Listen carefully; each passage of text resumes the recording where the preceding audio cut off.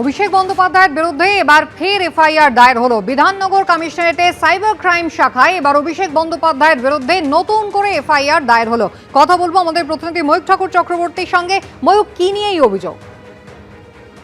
দেখো সুমিতা, এর আগে অভিষেক বন্দ্যোপাধ্যায়ের নামে বিধাননগর কমিশনারেটে এফআইআর হয়েছে এবং তার জন্য তিনি ভয়েস স্যাম্পল টেস্ট করতে গেছেন বিধাননগর আদালতে, সেই ছবিও ধরা পড়েছে। কিন্তু এরপর গতকাল যেটা খবর পাওয়া যাচ্ছে যে অভিষেক বন্দ্যোপাধ্যায়ের নামে আবার একটা ফ্রেশ এফআইআর হলো এবং এক্ষেত্রেও কমপ্লেনেন্ট তিনি সাইবার রিলেটেড অভিযোগ করেছেন এবং গতকাল বিধাননগর কমিশনারেটে তিনি অভিযোগ করেন। তার প্রেক্ষিতে, সেই অভিযোগের প্রেক্ষিতে বিধাননগর কমিশনারেটের যে সাইবার ক্রাইম শাখা সেখানে অভিযোগকারীকে পাঠানো হয়।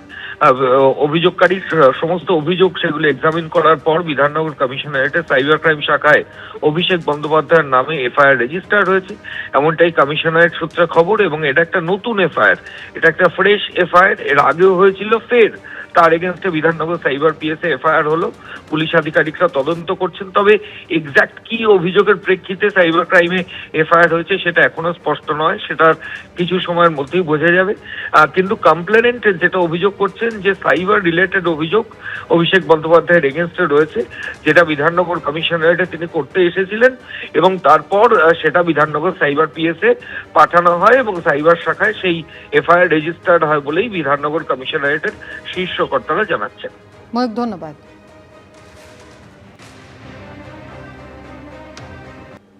বিধানসভা ভোটের আগে এসআইআর নিয়ে উত্তাল হয়েছিল রাজ্য রাজনীতি। নথি নিয়ে তৎকালীন মুখ্যমন্ত্রী মমতা বন্দ্যোপাধ্যায় বলেছিলেন, এসআইআর করো আর যাই করো, বাংলা থেকে মানুষকে তাড়ালে কি করে নিয়ে আসতে হয় আমরা জানি। এবার বেনিয়ম করে বার্থ সার্টিফিকেট ইস্যু করার তদন্ত দেখে অনেকেই প্রশ্ন তুলছে, তাহলে বড়সড় কিছু কি উঠে আসবে?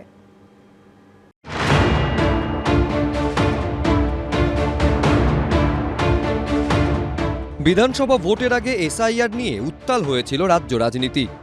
আমাদের সরকার থাকলে আমি কাউকে এখান থেকে বাদ দিতে দেব না, আমি কাউকে বাতিল করতে দেব না। যে ভারতীয় তার নাম উঠবে, বাংলাদেশি মুসলিমের নাম থাকবে না।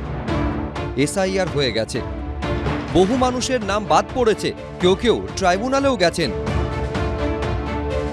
ভোট শেষ, সরকার গঠনও হয়ে গেছে, রাজ্যে রাজনৈতিক পালাবদল হয়েছে। এই প্রেক্ষাপটে মাথাচাড়া দিয়ে উঠেছে বেআইনি পদ্ধতিতে বার্থ সার্টিফিকেট ইস্যু করার ভয়ঙ্কর অভিযোগ। সার্টিফিকেট যেটা ইস্যু হলো, যার মধ্যে আপনার 46,998 46,998, ওর মধ্যে 11,390 যেটা আছে ওটা জেনুইন ছিল না, প্রায় 25% ফলস ছিল। এসব লোক যেটা আছে আপনার ভোটার রোলে ঢুকে গেছে, অন্য সুবিধা পাচ্ছে, সব পাচ্ছে, যেটা আছে যেটা ফলস আছে। এই আবহেই বারবার ঘুরে ফিরে আসছে এসআইআর এর সময় নথি নিয়ে তৎকালীন মুখ্যমন্ত্রী মমতা বন্দ্যোপাধ্যায়ের মন্তব্যের প্রসঙ্গ। এসআইআর করো আর যাই করো, বাংলা থেকে মানুষকে তাড়ালে কি করে নিয়ে আসতে হয় আমরা জানি, আর বাংলায় কাউকে আমরা তাড়াতে দেব না।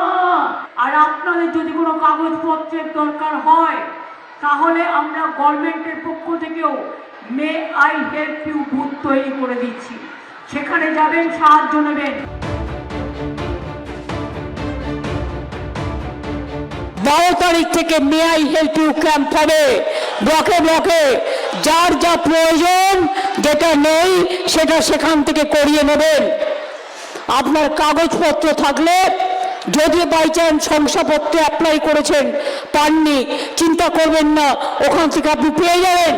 এই আবহেই বৃহস্পতিবার বেনিয়ম করে বার্থ সার্টিফিকেট ইস্যু করা নিয়ে তল্লাশি চালালো পুলিশ। প্রচুর ভুয়ো সার্টিফিকেট আছে আপনারা জানেন, আর অনুপ্রবেশকারীতে ভরে আছে বাংলা। তো সেখানে দাঁড়িয়ে আজকে এটা হবে ডেথ এবং বার্থ সার্টিফিকেট নিয়ে, এটা হওয়ার কথাই ছিল। তদন্তে বড়সড় কি কিছু উঠে আসবে? রানা দাস, ঐশী মুখোপাধ্যায়, রুমা পালের রিপোর্ট, এবিপি আনন্দ।